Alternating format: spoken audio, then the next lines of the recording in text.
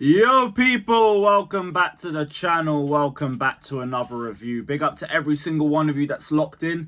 Hit the like button, subscribe, and I'm wearing this Roman Reigns jumper for good reason. Levels above, because this is exactly what we are in this tournament. We are levels above every single team in this competition.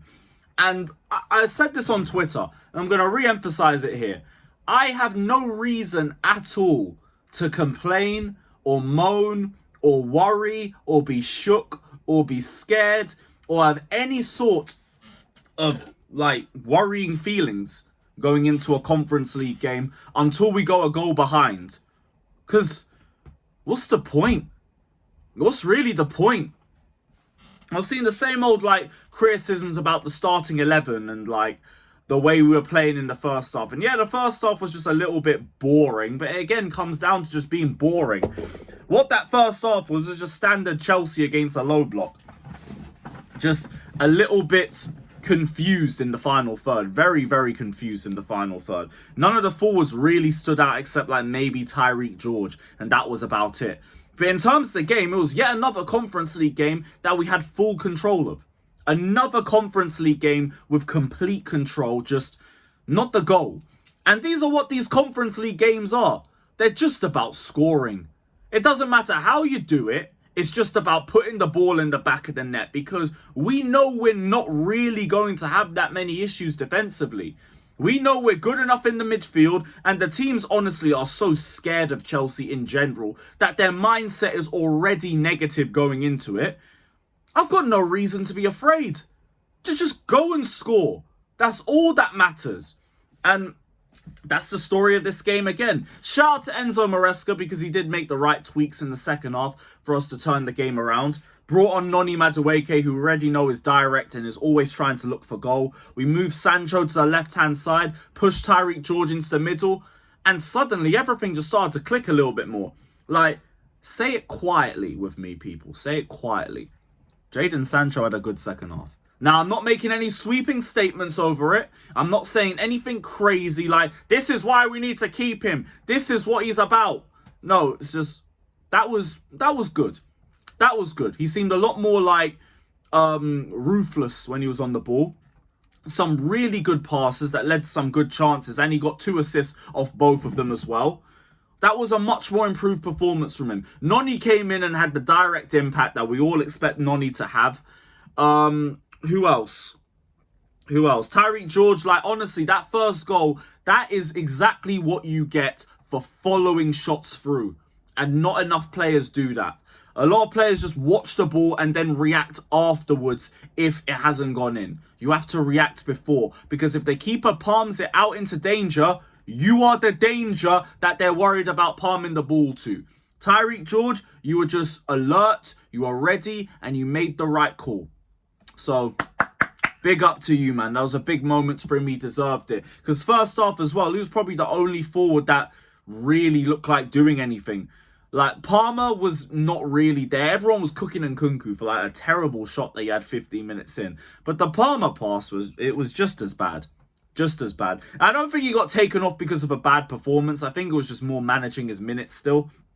But even that was clearly the right call. We took Palmer off and we scored 3 goals anyway, because who needs Cole Palmer in the Conference League like that? When it gets to the final, then yeah, Palmer, you're starting. You, Jackson, Caicedo, all the big dogs, all you men are starting.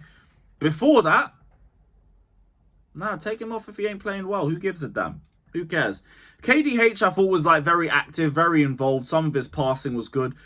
The end product in terms of his headers and some of his shots, all wide.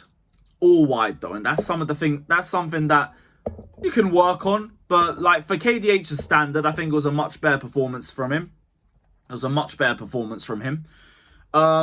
a nutty volley as well that he took towards the second half, where if it just came down a bit quicker, it would have been crazy. It would have been a crazy goal for him. But, yeah, KDH, much better performance. Achimpong, you impressed me today. You really impressed me. You were very physical when you're on the ball. The passing on both feet was very good. We moved him into the midfield later on in the game, and he still looked very, very good. Some of the passing still really good from that role. Like, he needs to get more minutes in this competition. I want him starting the second leg. That's a given. But we really need to look to try and integrate him into the squad just a bit more. Because I remember Crystal Palace at home, he was cooking in that... away. He was cooking in that game too. Bournemouth at home, he was doing well, and then Semenyo cooks him and scores, and he gets taken off immediately, and we barely see him from that point. I want to see Josh Achimpong getting some more minutes. I really do. Really do. So, yeah, hopefully we see a little bit more from him. Hopefully see a little bit more from him in terms of minutes being played. Who else? Who else played? Badiashile, good performance, but all he really had to do was sweep. Sweep and pass, and then you didn't really need much more from him. Who else played with Badiashile? Tosin, didn't notice him. I won't even front. There was some good line-breaking passes first half, but that's all you're looking for with the back line, and that's about it. Gusto, trash. Sorry, Gusto's trash, but it's the story of Gusto's season, innit? Just terrible. Terrible from him. And Nkunku, better performance, and still terrible. And he missed a penalty, but it's Nkunku at this point. What's the point of even talking about this brother? We already know he's got 1 foot out of the club. As soon as the season closes, get the second foot out of the club, and we keep it stepping and we keep it moving from there. Because seriously, what is the damn point?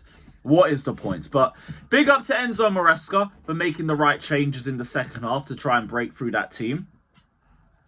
And the form continues, I guess, because it's been a while since... we've had like 1 loss in I think our last 6 or 7 games or something like that. Like, the confidence should really be starting to build in this squad now. Really should. And we have Ipswich coming up as well. So hopefully that's an opportunity for us to continue building up confidence within the squad, because I'm so desperate for us to batter Ipswich. Just so people can stop saying, oh, we lost to Ipswich, we lost to Ipswich, we lost to Ipswich. I don't care we lost to Ipswich because we played Disasi at right back. He ain't going to be at right back anymore. He was at right back for Villa, getting smoked by Kvaratskhelia. So it is what it is. But yeah, great game from Chelsea. Great game from Chelsea. Good performance. Take it to Ipswich, where we're probably going to play another low block. And let's try and get something cooking in that game. But big up to every single one of you that's locked in.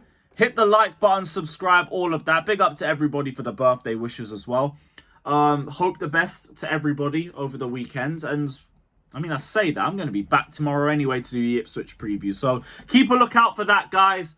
Take care, everybody. Like, subscribe, all of that crap.